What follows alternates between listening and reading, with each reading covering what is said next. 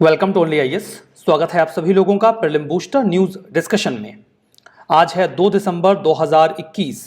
तो आइए देख लेते हैं कि ऐसे कौन से इंपॉर्टेंट आर्टिकल्स हैं जो आज हम कवर करने वाले हैं। हमारा फर्स्ट आर्टिकल फिशिंग कैट के बारे में है। फिशिंग कैट प्रोजेक्ट में जो बच्चे हैं आंध्र प्रदेश में, उन्हें रिक्रूट किया जा रहा है एज एन एम्बेसडर, ताकि वो फिशिंग कैट को कंजर्व करने में अपना योगदान दे सकें।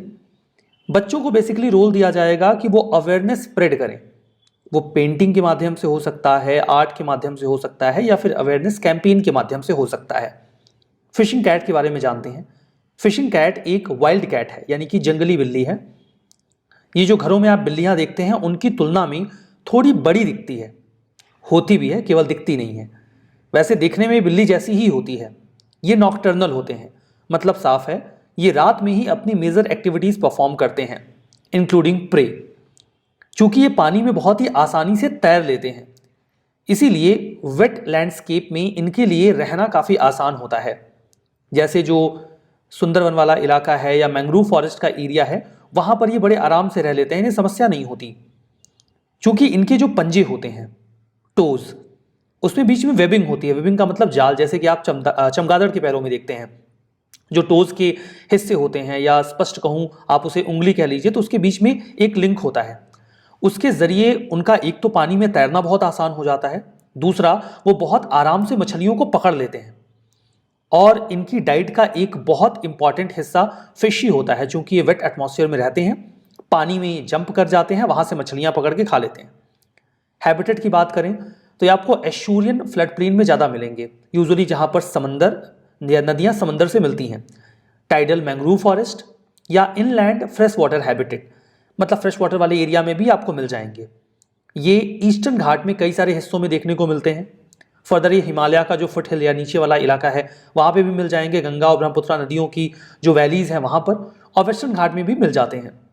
यूजुअली आपको सुंदरबन में, यानी कि वेस्ट बंगाल में, चिल्का लगून और जो सराउंडिंग वेटलैंड्स हैं उड़ीसा में, और आंध्र प्रदेश के कोरिंगा और कृष्णा मैंग्रोव्स में मिलते हैं। तो जो वेटलैंड वाला इलाका है वहां पर फिशिंग कैट काफी आसानी से मिल जाते हैं। IUCN रेड लिस्ट में इनका जो स्टेटस है वो इंडेंजर्ड है। ध्यान दीजिएगा, इंडेंजर्ड है। आपको कई सारे सोर्सेस में ये अभी भी वल्नरेबल मिलेगा, इंक्लूडिंग विकीपीडिया, लेकिन मैंने जो भी वैलिड सोर्सेस हैं वहां से कंफर्म कर लिया है ये इंडेंजर्ड ही है, तो आप परेशान मत होइएगा। साइट्स के अपेंडिक्स 2 में है और wild life protection act of 1972 के शेड्यूल 1 में है। थ्रेट्स की बात करें तो वेटलैंड हैबिटेट कम हो रहा है, तो ऑब्वियस सी बात है कि इनके सर्वाइवल को भी थ्रेट पहुंचेगा। क्योंकि अनसस्टेनेबल फिशिंग की जा रही है, जो बहुत छोटी मछलियां होती हैं उन्हें भी पकड़ लिया जाता है, तो इनका प्रे बेस कम हो रहा है। इस वजह से भी संख्या में कमी आएगी। हमारा नेक्स्ट आर्टिकल जो स्ट्रीट वेंडर्स हैं उन्हें अपस्किल करने को लेकर प्रोग्राम के बारे में है। अपस्किल का मतलब साफ है, उन्हें और बढ़िया स्किल दीजिए ताकि वो जो भी काम कर रहे हैं उसे और अच्छे से कर सकें। ये इनिशिएटिव है ministry of skill development and entrepreneurship का। जो प्रोग्राम है उसे जो RPL इनिशिएटिव है या कंपोनेंट है, रिकॉग्निशन ऑफ प्रायर लर्निंग, प्रधानमंत्री कौशल विकास योजना 3.0 का, उसी के तहत पूरे प्रोग्राम को इंप्लीमेंट कर रहे हैं। रिकॉग्निशन ऑफ प्रायर लर्निंग यानी कि RPL इससे स्पष्ट है, जैसे कि कौशल विकास योजना में हम जो भी लोग हैं उन्हें स्किल करते हैं, कौशल देते हैं, ताकि वो अच्छी जॉब्स अवेल कर सकें। सपोज करिए कि एक व्यक्ति को हम वेल्डिंग का या फिर इलेक्ट्रीशियन का काम सिखा रहे हैं, लेकिन उसे इलेक्ट्रिसिटी का काम ऑलरेडी आता है या उसे वेल्डिंग का काम ऑलरेडी आता है, तो फिर आप क्या करेंगे? उसके पास प्रायर लर्निंग है, आप उसे रिकॉग्नाइज करिए और सर्टिफिकेट दे दीजिए कि भाई इनको इलेक्ट्रिसिटी का काम आता है, किसी को जरूरत हो किसी कंपनी को तो इनको हायर कर ले। तो ये इसका कंपोनेंट है। जो इम्प्लीमेंटेशन है उसे टूरिज्म एंड हॉस्पिटैलिटी सेक्टर है स्किल काउंसिल का, वही इसे इंप्लीमेंट कर रहा है। कुछ वर्ड्स तो बोले ही नहीं जाते, हॉस्पिटैलिटी ना। इसके जो ट्रेनिंग पार्टनर्स हैं वो नेशनल स्किल डेवलपमेंट कॉर्पोरेशन यानी कि NCDC है। ठीक है, चलिए ऑब्जेक्टिव एकदम साफ है। जो स्ट्रीट फूड वेंडर्स हैं, जो आपको सड़कों के किनारे कुछ खाने पीने की चीजें बेचते हुए दिख जाएंगे, उन्हें और अच्छी स्किल दी जाए। अच्छी स्किल उन्हें मिलेगी तो वो कंज्यूमर्स को अच्छी सर्विसेज दे पाएंगे, उनके पास ज़्यादा अपॉर्चुनिटीज़ होंगी रेवेन्यू जनरेशन की। उन्हें अवेयर किया जाता है गवर्नमेंट की जो भी रेगुलेशंस या स्टिपुलेटेड रूल्स हैं, ताकि एक तो उन्हें कोई प्रॉब्लम ना हो, फर्दर उन्हें अगर कोई उससे फ़ायदा मिल सकता है तो वो भी मिल जाए, वो लोकल बॉडीज़ के साथ एसोसिएट होकर अच्छा काम कर सकें। पायलट बेसिस पे या टेस्टिंग बेसिस पे इसे ईस्ट दिल्ली म्यूनिसिपल कॉर्पोरेशन कि जो स्ट्रीट वेंडर्स हैं उनमें ट्राई किया जा रहा है कि देखते हैं काम करता है कि नहीं करता है। उन्हें एजुकेट किया जाएगा कि वो जो भी खाने पीने की चीज़ें बेच रहे हैं वो हेल्दी और सेफ हों, सेफ्टी स्टैंडर्ड्स वो फॉलो करें, कोविड-19 के जो प्रिकॉशंस हैं वो भी फॉलो करें। फर्दर जो कम्युनिकेशन टेक्निक है वो कैसे जो उनके कस्टमर्स हैं या फिर जो जिन्हें वो अपना फूड दे रहे हैं उनके साथ कैसे अच्छे से कम्युनिकेट करें कि वो उनके रेगुलर कस्टमर बन जाएं, उनके यहाँ आए चीज़ें लेकर जाएं। कैसे वो अच्छा स्टाफ मैनेज कर सकते हैं, जो न्यू एज स्किल्स हैं जैसे कि डिजिटल लिटरेसी, फाइनेंशियल लिटरेसी, वो भी उन्हें सिखाई जाए ताकि वो अपना सामान ई सेल कर सकें, वो जोमेटो स्विगी के साथ खुद को जोड़कर अपना सामान ऑनलाइन भी दे सकें। तो ये सारी चीज़ें उन्हें सिखाई जाएंगी। फर्दर जो वेंडर्स हैं उन्हें मुद्रा स्कीम के तहत लोन भी दिया जा सकेगा। अब ये 4 दिन का ट्रेनिंग प्रोग्राम होगा। इन 4 दिनों में उन्हें 500 पर डे के बेसिस पे पैसे भी दिए जाएंगे ताकि वो और ज़्यादा इंटरेस्ट लेके चीज़ों को सीखें। देखिए कितना बढ़िया इनिशिएटिव है। एक तो उनको सिखाया जाएगा, दूसरा उन्हें पैसे भी दिए जाएंगे ताकि वो इंटरेस्टेड हो।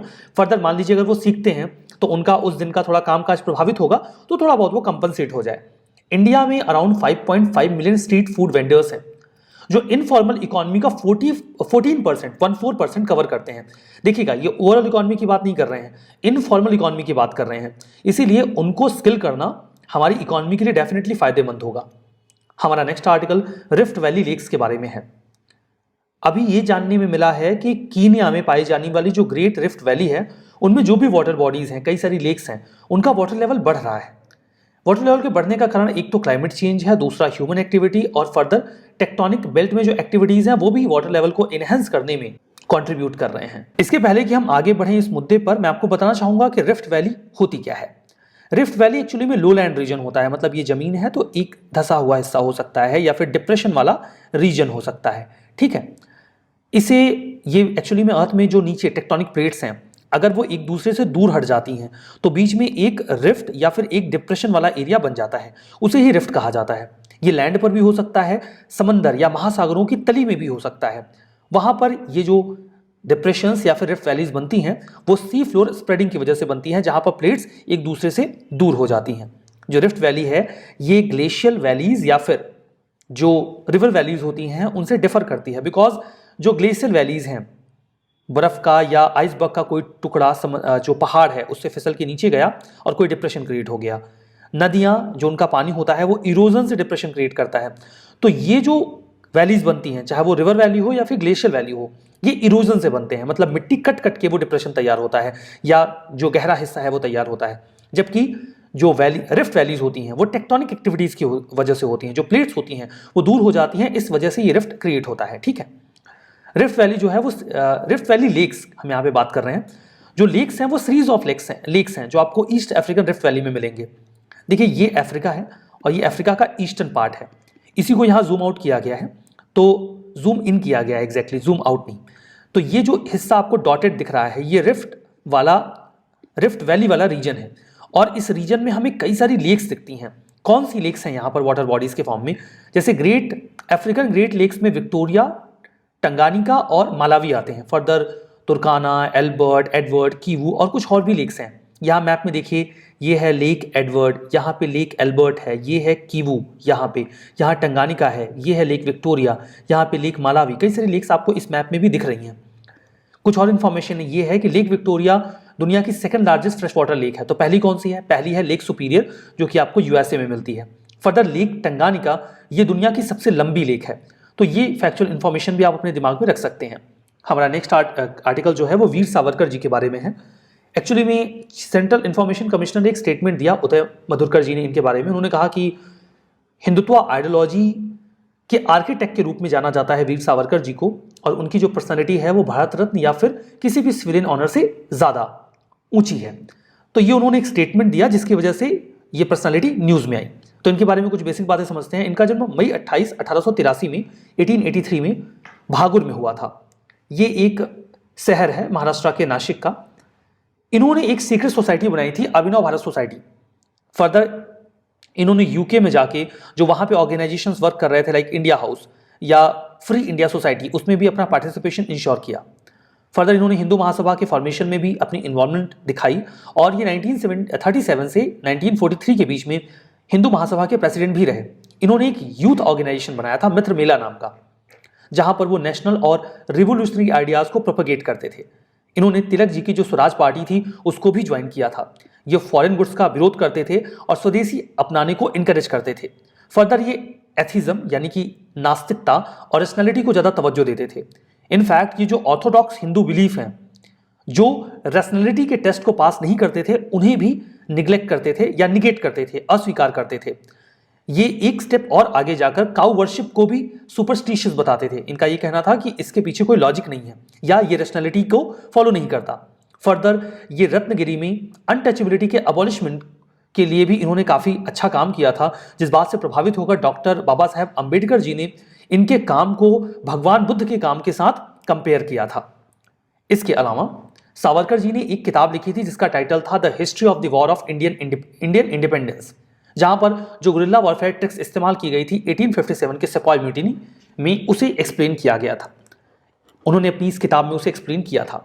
और उन्होंने एक और किताब लिखी थी जिसका टाइटल था हिंदुत्वा, हु इज हिंदू। हमारा नेक्स्ट आर्टिकल बारबाडोस के बारे में है।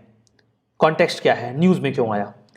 बारबाडोस ने अभी हाल ही में रिपब्लिकन फॉर्म ऑफ गवर्नमेंट को ऑप्ट कर लिया है और इस प्रकार से बारबाडोस दुनिया का न्यूएस्ट रिपब्लिक बन गया है, यानी कि सबसे नया रिपब्लिक। रिपब्लिक का मतलब क्या होता है? जब आप बेसिक पॉलिटी पढ़ते हैं तो वहां पे प्रेम्बल में ये वर्ड आता है इंडिया के, जहां पर आपको रिपब्लिक का मतलब बताया जाता है। रिपब्लिक का मतलब साफ है, जो हेड ऑफ द स्टेट हैं वो चुने जाएंगे लोगों के द्वारा, चाहे डायरेक्टली चाहे इनडायरेक्टली। ना तो वो नॉमिनेटेड हो सकते हैं, ना ही हेरिडिटरी हो सकते हैं। तो अगर उन्होंने अभी खुद को रिपब्लिक बनाया यानी कि अपने हेड ऑफ द स्टेट को चुना, तो इसके पहले उनका हेड ऑफ द स्टेट कौन होता था? इसके पहले उनके head of the state Queen Elizabeth second ही हुआ करती थी। ये जो सेरेमनी थी जिसमें उन्होंने खुद को रिपब्लिक डिक्लेयर किया, उस सेरेमनी को प्रिंस चार्ल्स के द्वारा अटेंड भी किया गया। अब देखिए मामला क्या है, थोड़ा सा हिस्ट्री में जाएंगे, यू विल फाइंड आउट कि जो बारबाडोस है वो 1625 में अंग्रेजों की कॉलोनी बन गया था। 400 सालों तक ब्रिटिशर्स ने इस लैंड को एक्सप्लॉइट किया अपने कमर्शियल बेनिफिट के लिए, ट्रेड बेनिफिट के लिए। इनफैक्ट ये उनके लिए एक प्राइम प्लेस होता था जहां से वो स्लेव्स को लेकर जाते थे और स्लेव्स को बहुत ही इनह्यूमन कंडीशन में रखा जाता था, प्लांटेशन में काम करवाया जाता था। फाइनली 1966 में 30 नवंबर को बारबाडोस एक इंडिपेंडेंट कंट्री के रूप में सामने आया, आजाद हो गया। लेकिन फिर भी एलिजाबेथ सेकेंड ही बारबाडोस की क्वीन बनी रही, यानी कि उनका अपना एक इंडिपेंडेंट प्राइम मिनिस्टर होता था, पूरा इंडिपेंडेंट पॉलिटिकल सेटअप था, लेकिन head of the state Britain की क्वीन ही थी। यद्यपि क्वीन जब उस संबंध में कोई डिसीजन लेती थी तो ब्रिटेन की जो काउंसिल ऑफ मिनिस्टर है उसके साथ कंसल्ट करके नहीं लेती थी, बल्कि जो बारबाडोस की काउंसिल ऑफ मिनिस्टर है उसके जो भी सजेशंस होते थे उसके बेसिस पे ही वर्क करती थी। Still head of the state तो वही थी। लेकिन उन्होंने अभी काफी लंबे समय से आर्गुमेंट चल रहा था कि बारबाडोस खुद को रिपब्लिक बनाए। आखिर वो क्यों कॉलोनियल लिगेसी को ढो रहे हैं और ब्रिटेन की महारानी को अपना हेड ऑफ द स्टेट बना के बैठे हैं? एक साल पहले उन्होंने डिसीजन लिया कि अब वो अपना जो हेड ऑफ द स्टेट है उसे चेंज करेंगे। तो इलेक्शंस हुए प्रेसिडेंट के पद के लिए और फाइनली एक महीने पहले प्रेसिडेंट के पद पे आ गए डीम सैंड्रा प्रोनेला मैसॉन। इसके पहले ये गवर्नर जनरल के पद पर हुआ करते थे 2018 से ही। वहां की जो प्राइम मिनिस्टर हैं वो मियां अमोर मॉटली हैं, ठीक है। तो अभी उनके पास अपना प्रेसिडेंट है डीम सैंड्रा प्रोनेल मैसॉन के नाम से, और मियां अमोर मॉटली उनकी जो प्राइम मिनिस्टर हैं वो तो हैं ही। तो फाइनली उन्होंने अब ये जो पूरा ये उनका जो हेड ऑफ द स्टेट हुआ करती थी क्वीन एलिजाबेथ, उसे उन्होंने समाप्त कर दिया। यद्यपि वो कॉमनवेल्थ के बाहर नहीं गए हैं, कॉमनवेल्थ की कंट्री वो अभी भी बने हुए हैं। लोकेशन मैप में देखना चाहें तो यहाँ पे आपको मैप दिख रहा है, ये है कैरेबियन सी, और कैरेबियन सी में आपको साउथ ईस्ट में मिलेगा ये कंट्री बारबाडोस। आपको सेंट लूसिया नॉर्थ में, सेंट विंसेंट और ग्रेनेडीन्स वेस्ट में, ट्रिनिडाद और टोबैगो साउथ में मिल जाएंगे। इसकी कैपिटल है ब्रिजटाउन। कॉमनवेल्थ की बात करें तो कॉमनवेल्थ एक लूज एसोसिएशन है जो पहले ब्रिटिशर्स की कॉलोनी हुआ करते थे, या वर्तमान में जो उनकी डिपेंडेंसीज हैं। इनफैक्ट कुछ ऐसे भी देश इसका हिस्सा है जिनका ब्रिटिश हिस्ट्री से कोई भी लेना देना नहीं है, मतलब ये एक पॉलिटिकल ग्रुपिंग है। हमारा next article EWS criteria review panel के बारे में है। Ministry of social justice and empowerment ने अभी एक 3 मेंबर कमेटी को बनाया है जो कि इकोनॉमिकली वीकर सेक्शन को जो 10% रिजर्वेशन दिया जाता है गवर्नमेंट जॉब और एजुकेशनल इंस्टीट्यूशन में, उसे रिविजिट करेंगे। इस पैनल में एक तो जो फॉर्मर फाइनेंस सेक्रेटरी हैं अजय भूषण पांडे, वो इसका हिस्सा है। Member secretary Indian council for of social science research VK Malhotra और प्रिंसिपल इकोनॉमिक एडवाइजर जो गवर्नमेंट ऑफ इंडिया के हैं संजीव सान्याल, ये सभी लोग इसका हिस्सा हैं। इन्हें 3 हफ्ते में अपना काम कंप्लीट करना है। क्यों बनाया गया? सुप्रीम कोर्ट ने अभी एक क्वेरी सरकार के सामने रखी थी कि आखिर किस आधार पे, किस रैशनल पे 8 लाख का एलिजिबिलिटी क्राइटेरिया लगाया गया है ईडब्ल्यूएस कैटेगरी के लिए। जैसे जो अदर बैकवर्ड क्लास हैं, यानी कि ओबीसी कैटेगरी के लोग हैं, उनमें भी अगर कोई 8 लाख के ऊपर चला जाता है तो उसे क्रीमी लेयर मान लेते हैं, यानी कि 27% जो ओबीसी रिजर्वेशन है उसे नहीं मिलता। तो एक तो उनका क्राइटेरिया बैकवर्डनेस है और दूसरा 8 लाख का कैप है। यहां पर केवल 8 लाख को कैसे एक क्राइटेरिया बना दिया गया, या केवल फाइनेंशियल फैक्टर को ही कैसे क्राइटेरिया बनाकर रिजर्वेशन दिया गया है, इसी चीज को क्वेश्चन किया गया है और इसी चीज को एनालाइज करेगा ये पैनल। आइए रिवीजन करते हैं। Fishing cat IUCN red list में ये इंडेंजर्ड है, ये तो सही है, मैंने आपको बता दिया था। Program to upskill street vendors, ये आत्मनिर्भर भारत रोजगार योजना का कंपोनेंट है, दैट्स बिल्कुल गलत है। ये स्किल जो कौशल विकास योजना है उसका हिस्सा है। Lake तुर्काना, Albert Edward north America में है, गलत है। ये अफ्रीका में जो ग्रेट रिफ्ट लेक्स हैं उनका हिस्सा है। बारबाडोस एक स्मॉल आइलैंड कंट्री है, इंडियन ओशन में, गलत है। कैरेबियन सी में है ये। सेशन की पीडीएफ आपको ओनली आईएएस के टेलीग्राम चैनल पे मिलेगी। Only IAS nothing else search करिएगा आप, 1,25,000 से ज्यादा सब्सक्राइबर्स वाला चैनल आपको दिख जाएगा, उसे ज्वाइन कर लीजिएगा।